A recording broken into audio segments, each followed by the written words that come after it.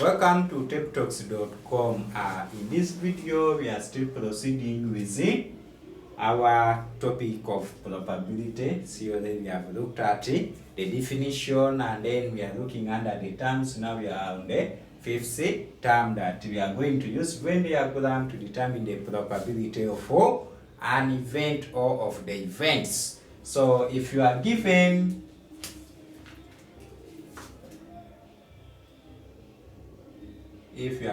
O for events A and B,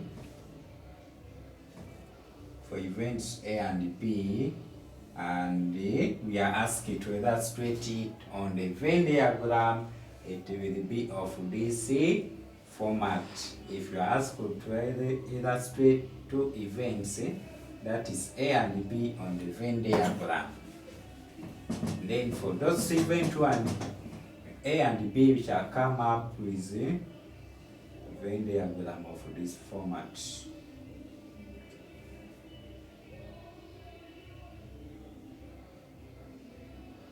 Then the event we said put it after this.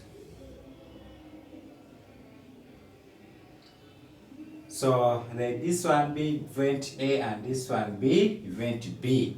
Then what is this one? We shall have that this one will be the probability of event A and B occurring together. That is the probability of event A and the probability of event B. Let this one be the probability of event A and this one be the probability of event B. Then for this case, when you have here, this one means that we are having the probability of only the event A to occur.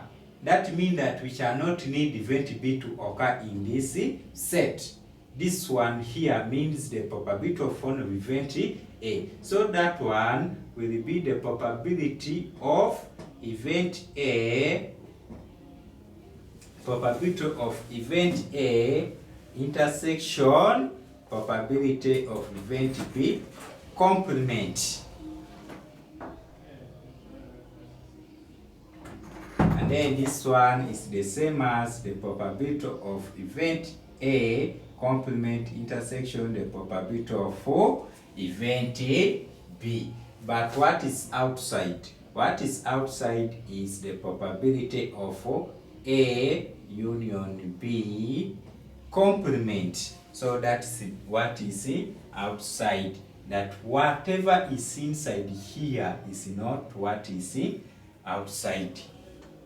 So what is outside is not what is inside. Otherwise, if you have B complement, this one means that probability of B not to occur.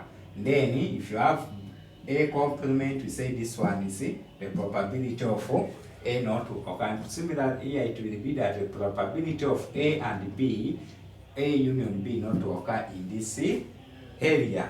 Then we go ahead. So if you want to get the probability of A, how do you get the probability of A?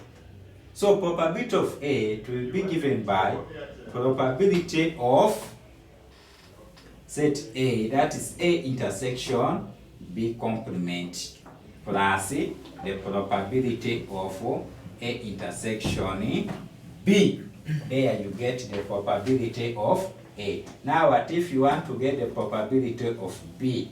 The probability of B will be given by the probability of A complement intersection B plus the probability of A intersection B. There you would have finished to get the probability of A intersection A and B. So from this arrangement you can rearrange and get any probability that you want. Like if you want the probability of A intersection B complement, this one you just take this one on this hand and then you get that probability. Then if you want the probability of A intersection B only, then you get this one A intersection B, you will get probability of A minus probability of A intersection B, which is complement, or A intersection B complement. And if you want it from here, still you will get the same answer. Just need to rearrange these values. So if you want to use the Morgan's rule, the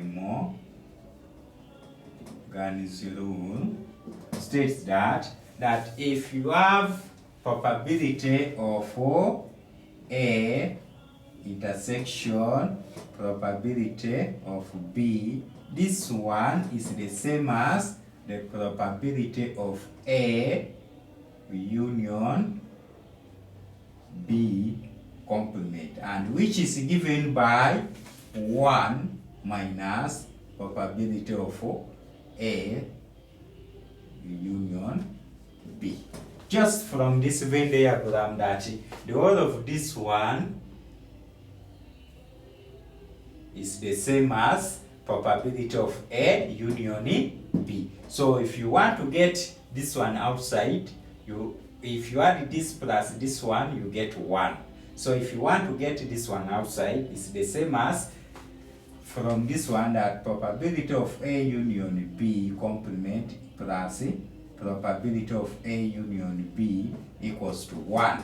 Then we want to get on this one, imply that we shall cross this one the other side and we come up with that equation or that probability. Then if as I stated that when you have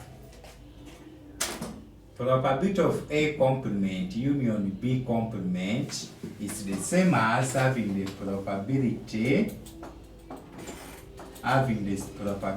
of A intersection B, all of it as a complement, which still get us 1 minus probability of A intersection B. So that's how you come up with these 4 rules. But if you want to get any other formula out of this one or any other probability, you just need to rearrange and you set up your values. Like here they may tell you to get the probability of A. Still you can use B and then you subtract the other one, you get the same probability.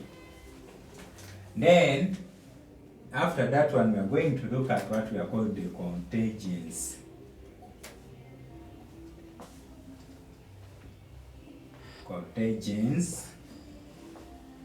Contingency table, or let me look at it to this side.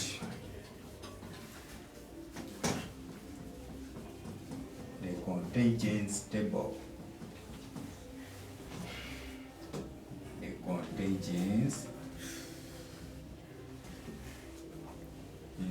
table. So if you have 2 events A and B,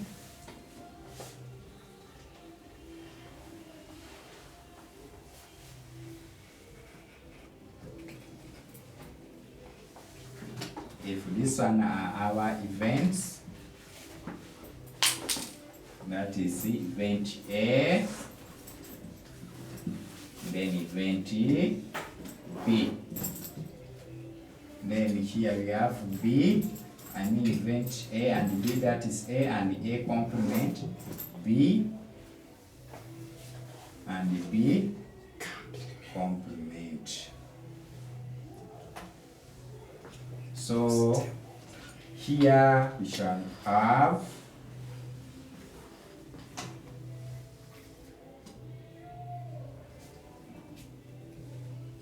so when you have event A and B, you shall have probability of A intersection B. Then you shall have probability of A intersection B complement. Here we shall have probability of A complement intersection B. If you get this and that, here we get probability of A complement intersection B complement. Then this one will give us the probability of B that is occurring along, then probability of B complement that is also occurring along. Then here we have the probability of A, then probability of A complement. then here you get 1. So what is a contingency table? This table is just an alternative to make you remember on how to generate these probabilities. You may forget on how to use Venn diagram or use any other method, but now on using contingency table is very simpler for you to remember. Just whenever, if you just master the first event and the second, and then the other side, if you know them, you just feed in whatever it comes. That if you cross A and B, you will get probability of A intersection B. If you cross A and B complement, you get that one of A intersection B complement. Then what you have on the other hand, you get on a probability of A, because now here you don't have any event, and then here you also get on a probability of B. Now, how do you use contingency table? You add contingency table both that side and both horizontally and vertically. So we start with horizontal.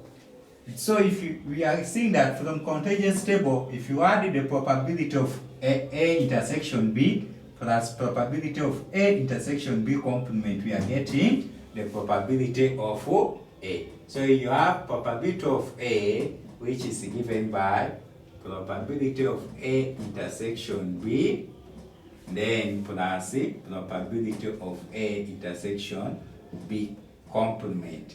This one is got from getting this A is the same as getting probability of A intersection B, and then plus A intersection B complement. Then we go ahead and look at the other part of getting probability of A complement. This one is got by getting the probability of event A not to occur intersection B plus probability of event B A and B not to occur, that is event A and B complement. Then we have that one is for A, that if you to get this probability of A, you must add probability of A intersection B, then plus probability of A intersection B complement. Then here similarly you had it horizontally or in the slope. Then now we need to get the probability of B. How do you get it? That if you get probability of A intersection B, then you add it to probability of A complement intersection B, you get what we are calling the probability of B. So here to get the probability of B, you get the probability of A intersection B plus probability of A complement intersection B. Then to get the probability of B complement, we shall get probability of A intersection B complement plus probability of A complement intersection B complement. Then by doing that one, you have almost summarized whatever you have looked at above there. Then if you want to get now, if you add probability of A plus probability of A complement, you get 1. Probability of A plus probability of A complement, get 1. Then probability of probability of B, also if you add it horizontally, still shall come to 1. B plus A probability of B complement, you also get 1. This one, as you see, that it is simplifying or summarizing whatever probability we have generated right from the previous video up to this video. So for you to, if you forget any of those methods, just draw contingency table and then you generate the probability. That is it. You need to just know which one is event A and which one is B. Where you put event A, that's the same column where event B, I mean A complement, should be. And then if where you put event B, that's the same row if you put them on the row where the event B complement should be. If you follow this one, then you'll be able to generate all these values. Thank you for viewing this video. Meet in the next video.